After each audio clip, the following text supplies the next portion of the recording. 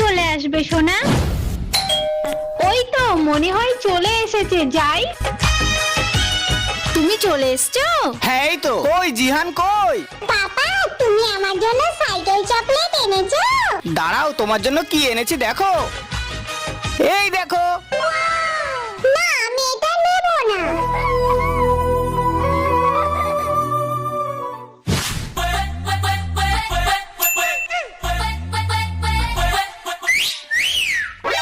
কোথায় আওয়াজ হলো একটা?